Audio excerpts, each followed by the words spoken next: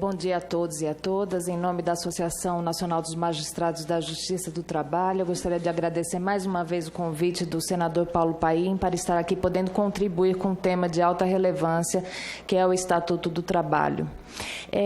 Poderia depois passar o da apresentação? Isso. Muito obrigada. Bom, enquanto eles colocam aí a apresentação, eu cumprimento meus colegas de mesa e me associo às falas anteriores, principalmente para dizer o seguinte: quando importam modelos, importam metade dos modelos, ou parte dos modelos. Quando se fala da alta litigiosidade trabalhista no país, esquece-se de mencionar que há o total descumprimento da legislação. Mais da metade dos processos trabalhistas tratam do pagamento de meras verbas rescisórias. E isso não ocorre em outros países. Então, é por isso que não podemos comparar o incomparável.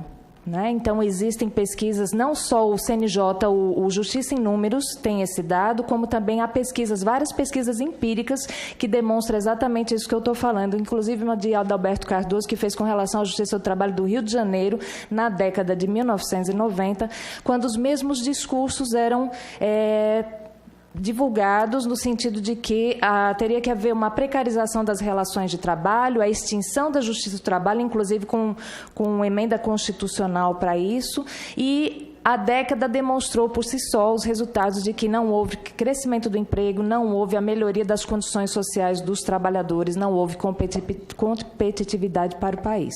Então, realmente eu me associo às falas anteriores. Eu trouxe aqui a experiência do México, como já foi mencionado, porque eu acredito ser bastante emblemática para o nosso caso. No ano de 2017, a Constituição mexicana completou 100 anos de promulgação. E por que eu trouxe o caso do México?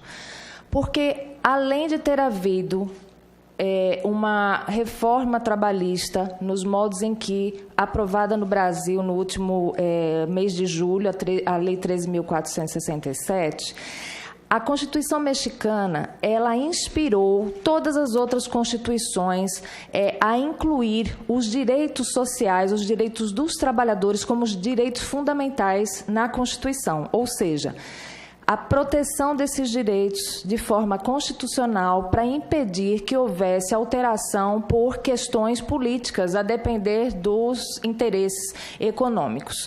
Essa Constituição, então, foi até anterior à criação da Organização Internacional do Trabalho e inspirou, realmente, foi a primeira que protegeu os direitos básicos dos trabalhadores.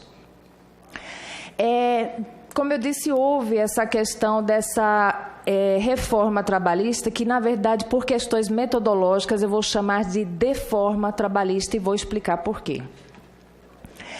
Lá, mesmos discursos e motivações do Brasil, necessidade de modernização e de crescimento econômico. No entanto, a reforma já completou 5 anos, assim como na Espanha, mencionada aqui, e já demonstrou os efeitos desastrosos no seu mercado de trabalho.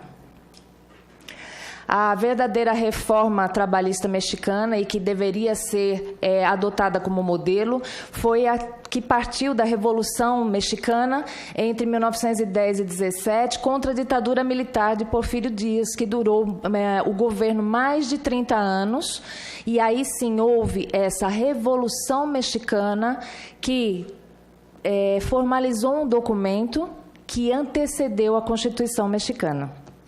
A lei, então, federal mexicana, antes da deforma trabalhista, era de 1931, né? E, como eu disse, a Constituição mexicana inspirou vários outros modelos a proteger os direitos dos trabalhadores na Constituição. Quais foram, basicamente, esses direitos inicialmente protegidos? Foi a questão da jornada de trabalho, a questão da gestante, que aqui na reforma não está sendo protegido, o trabalho dos menores, o salário mínimo, a não existência de discriminação. Basicamente, o salário mínimo também, a questão do piso salarial. Então, o documento que precedeu a Constituição foi exatamente o Manifesto do Partido Liberal Mexicano e inspirou vários outros documentos, como eu já mencionei. E a ideia de uma legislação internacional do trabalho, como eu disse, que foi posterior à Constituição Mexicana, decorreu dos horrores da guerra, ao final da Primeira Guerra Mundial, na metade do século XIX, quando houve um consenso, não é, da comunidade internacional de que o Estado deveria assegurar direitos, um patamar mínimo civilizatório e direitos irrenunciáveis, que fariam parte desse mínimo civilizatório. A OIT, como todos sabem, foi criada em 1919 como parte do Tratado de Versalhes. O artigo 427 do Tratado de Versalhes, ele diz o quê? Principal princípio, que o trabalho não deve ser considerado mercadoria. E o que é que significa isso na prática? Que o trabalho deve ser digno, que não há trabalho digno nessas condições que estão sendo apontadas aí. Então, o trabalho não é mercadoria, é justamente o oposto, né, do que está sendo promulgado aí com a nova deforma trabalhista. O próprio Tratado de Versalhes também trouxe diversas matérias sobre as quais se considera um conteúdo irrenunciável, mínimo civilizatório. Então, aí eu acho importante nós ficarmos repetindo essas questões, porque isso tem que fazer parte, não é, daquela proteção inabalável do ordenamento jurídico. E como a reforma trabalhista foi aprovada, nós temos agora que deixar um pouco o discurso político para que partamos para um discurso técnico, de aplicação da lei com base nos instrumentos protetivos maiores, que são a Constituição e as normas internacionais do trabalho. Quais seriam essas matérias, então? A fixação de uma jornada, a questão do recrutamento da mão de obra, a luta contra a falta de emprego, ou seja, o desemprego, a garantia de salário que assegure condições de existência convenientes, proteção dos trabalhadores contra enfermidades, acidentes de trabalho, proteção das crianças, aposentadoria por idade por inválidos, defesa dos trabalhadores empregados no exterior, afirmação do princípio da liberdade sindical, a qualificação profissional e técnica. Em 1944, houve a Declaração da Filadélfia, que traçou as principais ideias que até hoje são reforçadas pela OIT, no sentido de que o trabalho deve ser fonte de dignidade, ele não é mercadoria, e que a pobreza em qualquer lugar é uma ameaça à prosperidade de todos. Por que eu trouxe também esses princípios para a gente comentar aqui? Muito se falou sobre a questão da modernidade da reforma trabalhista e que ela traria mais liberdade para que os empregados ou contratados e seus contratantes negociassem com as suas condições de trabalho. Mas nós estamos nós vivemos no Brasil diante de uma modernidade arcaica. Não se pode falar em modernidade quando não se há mudança social. Nós vivemos num país de profundas desigualdades sociais, em que os níveis de pobreza são extremamente acentuados e não há liberdade em um país de negociar de condições de trabalho quando nós temos 14 milhões de desempregados. Não há liberdade. As pessoas estão necessitando do mínimo para poder sobreviver. Ninguém negocia condição de trabalho em condições de liberdade dessa forma. Então, isso tem que ser reforçado, porque são princípios internacionais que devem ser observados. O documento serve como contraponto a essa economia ultraliberal e que faz com que todos achem que é absolutamente normal as migrações, as exclusões, as pessoas estarem passando por essas precariedades todas de trabalho para ter o mínimo para comer ou para morar. O México como principal laboratório do consenso de Washington. E o que é que prega essas medidas que o México adotou antes do Brasil? A redução do papel do Estado na economia, os drásticos cortes dos gastos públicos, a privatização das estatais e a reforma previdenciária. O México já implementou a reforma previdenciária na década de 90 e está aí já o resultado. Lá temos um índice de 57,6% de informalidade no mercado de trabalho, que também alcança já o Brasil, e 77% dos idosos descobertos pelo sistema de previdência. Então, isso mostra os efeitos... 77% dos idosos fora da proteção da Previdência Social, porque lá já houve a implementação da reforma previdenciária na década de 90. Então, nós estamos trazendo dados, como eu disse, agora é a análise do que já ocorreu com quem já aplicou, há 5 anos aplicou. Então, de 2008 a 2014, as taxas de pobreza, 39,1% de indigência no México, estamos falando do México, 12,2%. Quanto? 30 aí? 39,1% taxas de pobreza e 12,2% de indigência. Isso já são os dados coletados lá. Isso aí são esses dados da Comissão Econômica para a América Latina e Caribe, que eu posso depois, se houver interesse, disponibilizar também. Já há interesse. Eu estou deixando a apresentação também. Excelente. Ela não resolveu, então, a deforma trabalhista. O problema do desemprego causou efeito inverso, a qualidade dos postos de trabalho piorou e os que estão empregados recebem salários inferiores ao que recebiam antes. Existe a questão do contrato de prova, que a pessoa pode passar 6 meses trabalhando e não receber nenhum tipo de indenização. A terceirização foi liberada, lá havia responsabilidade solidária e agora não há, é a subsidiária, e os trabalhadores estão deixando de receber os seus direitos, como já ocorre no Brasil, e os protestos e mobilizações sociais são constantemente, violentamente reprimidos pelo governo. É o que a gente também já tem observado no Brasil. Exatamente. Com essa criminalização dos movimentos sociais. Ela legalizou, então, essa precarização, a deforma mexicana, né, corrompendo a possibilidade de respeitar e garantir a irrenunciabilidade dos direitos garantidos, né? Então, nem a flexibilização, nem a facilidade de demitir, nem o pagamento por horas de trabalho, nem a intenção de aumentar os salários por meio da produtividade se mostrou uma receita ideal para a competitividade do país, como era anunciado, né? Isso. Então, só para trazer tecnicamente, a Constituição mexicana, no artigo 123, ainda garante direitos sociais, e a Lei Federal Mexicana de 2012 traz o artigo 1º se reportando à Constituição. Por que eu trouxe isso aí?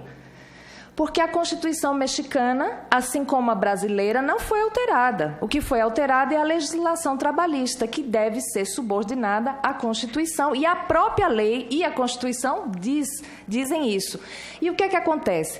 Tanto lá quanto aqui, nós observamos contradições entre as suas disposições. E é dentro das contradições que nós devemos lutar, não é, para que haja uma melhor observação disso. É dentro das contradições que os indivíduos se apropriam dessas contradições para transformar a realidade. E eu acho importante trazer isso aqui, porque, como todos sabem, né, a lei não traz dignidade e a lei também não pode tirar a dignidade. O que traz a dignidade é a luta, é o reconhecimento. E foi isso que nos trouxe até hoje ao reconhecimento da dignidade do trabalho. Estou reforçando isso porque ontem a vice-presidente da Namatra, Noemia Porto, ficou preocupada com a esperança que todos colocam no Judiciário, no Ministério Público, na fiscalização do trabalho, mas, como todos sabem, nós estamos sofrendo um desmonte da nossa estrutura protetiva de trabalho. A fiscalização do trabalho está sendo desmontada, a Justiça do Trabalho está sendo atacada por todos os pontos e o Ministério Público do Trabalho também. Criou-se um princípio da intervenção mínima estatal, que é um paradoxo. Realmente é um paradoxo. Então, todos temos que estar atentos a isso e lutarmos para que as condições melhorem. Essa intervenção do Estado na economia é uma essencialidade, já se provou isso com os excessos de Revolução Industrial, ou aqui no Brasil, na Primeira República, quando não havia nenhuma lei de proteção ao trabalho, e que as greves forçaram a aprovação de leis protetivas, que não foram dadas por Getúlio Vargas, elas foram conquistadas pelos trabalhadores. Então, a intervenção do Estado é uma necessidade, como eu disse, o reforço das suas instituições, como da fiscalização, da Justiça do Trabalho, do Ministério Público do Trabalho e também dos sindicatos, não é? E a sociedade se organizando com os movimentos sociais. Também não são as leis, assim como a lei não traz dignidade, ela não traz a geração de empregos. O que traz geração de empregos é política pública voltada para isso. E, evidentemente, não é a lei que vai trazer a geração de empregos. Vou me encaminhar daqui a pouco ao final, eu já estou concluindo, viu, senador? Você teve 10 mais 5, okay. E por liberdade aqui do democrata, eu lhe dei mais 5. Então foi ótimo. Então dá tempo de eu concluir. Agradeço muito a oportunidade de poder falar mais um pouco. Muito bem. Muito obrigada. Então, essa legalização da deforma, ela precariza os direitos, não é? Então, como eu disse, ela viola não só a Constituição, como os instrumentos internacionais. Quando a gente fala em emprego, a gente não pode falar apenas na quantidade. Como foi demonstrado aqui na Espanha, houve uma pequena criação de empregos, mas lá se demonstrou que houve uma precarização, uma diminuição dos pagamentos, e os jovens fora do mercado de trabalho também, não é? Então, a gente também tem que pensar nisso aí. Eu trouxe aqui uma questão, antes de eu concluir, o seguinte, eu fiz questão de constar sobre a questão da OIT e também dessa questão da Constituição, porque, senador, nós estivemos na Conferência Internacional do Trabalho realizada agora em junho, e o caso Brasil, da reforma brasileira, foi o mais rumoroso que se houve na Conferência Internacional. Foi dito que o caso Brasil foi arquivado, mas isso não é verdade. A OIT vai continuar acompanhando a reforma trabalhista. E, por conta disso, eu trouxe depois para encaminhar, para contribuir com os trabalhos da comissão, um artigo que foi feito por mim, pelo presidente da ANAMATRA, Guilherme Feliciano, e por Noêmia Porto, retratando tudo que o entorno da Conferência Internacional sobre o caso Brasil, explicando exatamente quais são os mecanismos de monitoramento. Trouxe também os ofícios que nós encaminhamos ao OIT, explicando quais eram os principais problemas na visão da ANAMATRA sobre a reforma trabalhista, e também sobre o PL dos rurais, que é a deforma trabalhista rural, o PL 6442 de 2016, que já foi lançada uma moção de repúdio pela CONATRAI, porque esse PL ele afeta diretamente o combate ao trabalho escravo no Brasil. Eu venho aqui também como pesquisadora e doutoranda da UNB nesse tema de trabalho escravo, e sei que Vossa Excelência é uma pessoa que luta muito em face do trabalho escravo. Então, eu trouxe aqui essa preocupação, propondo que o Estatuto do Trabalho ele traga esse conteúdo mínimo civilizatório que eu trouxe aqui, aquelas matérias sobre as quais não pode haver renúncia, não é? E também que os trabalhadores rurais sejam incluídos, que eu sei que é uma intenção disso, mas reforçar a necessidade dessa intenção de que os trabalhadores rurais sejam incluídos nesse patamar mínimo civilizatório, considerando que, como sabemos, os trabalhadores rurais passaram mais de 20 anos depois dos trabalhadores urbanos para terem seus direitos reconhecidos, e esse projeto de lei apresentado pelo deputado Newton Leitão, que é o presidente da Frente Agropecuária Parlamentar, ele simplesmente elimina qualquer possibilidade de reconhecimento do trabalho análogo ao escravo, ou seja, ele descaracteriza o conceito previsto no artigo 149 do Código Penal, ele revoga a NR 31, que é o que municia os fiscais do trabalho para que reconheçam as condições degradantes do trabalho, que são 90% dos casos de resgate, hoje em dia. Então, por via transversa, com todo respeito, aparentemente se está esvaziando o conteúdo do artigo 149 do Código Penal, e isso também impactará, não é, senador, na questão da PEC do trabalho escravo, porque se está em discussão no parlamento a questão da conceituação do que é trabalho escravo, a partir do momento que você tem uma lei ligada aos trabalhadores rurais, que descaracteriza por completo a questão da degradância, automaticamente você está esvaziando esse conceito. Então, nós trouxemos essa preocupação, já levamos essa preocupação também à Organização Internacional do Trabalho, pelo prejuízo que isso pode trazer, inclusive a suspensão da verba da fiscalização do trabalho com relação ao trabalho escravo, que foi noticiado essa semana. Então, realmente nós estamos diante de um problema muito sério. A precarização das relações do trabalho, a ausência de fiscalização, o desmantelamento das instituições públicas.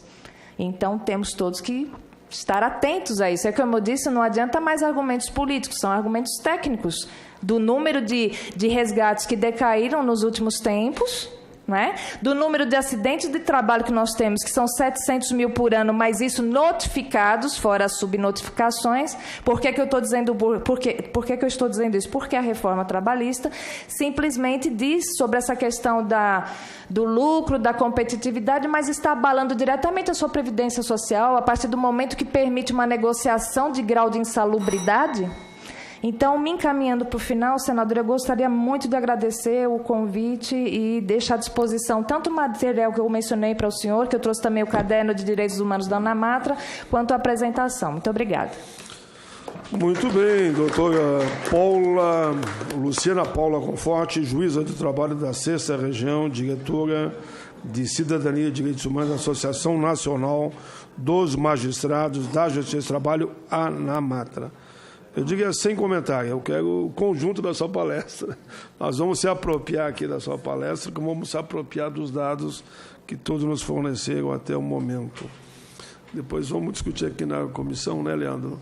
Porque é tanto material que eu tenho certeza que o nosso povo não tem as informações, que nós podíamos pensar já em uma compilação das palestras, ser a primeira divulgação dessa comissão. Nós reunir as palestras para subsidiar o debate, para construir o estatuto. Porque eles não fizeram nada disso. Eles reuniram na Fiesp, na CNI, num sábado à tarde, que a gente está sabendo, acertaram o que eles queriam, mandaram para a Câmara votou, e mandaram para o Senado votou. Absurdo, o Senado não mexeu uma vírgula no Brasil. O Senado abriu mão do seu direito de legislar e só carimbou o que a Câmara entendeu que a Fiesp mandou e a CNI mandou.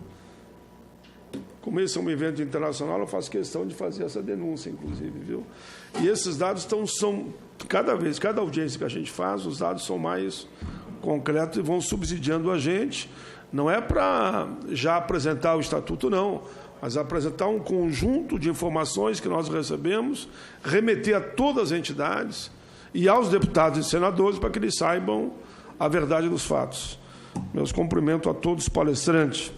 E tenho certeza que será na mesma linha, porque eu a conheço também, histórica, lutadora dos direitos sociais, direitos dos trabalhadores, a doutora Marilene Oliveira Teixeira, pesquisadora do Centro de Estudos Sindicais e de Economia do Trabalho, CESIT Unicamp.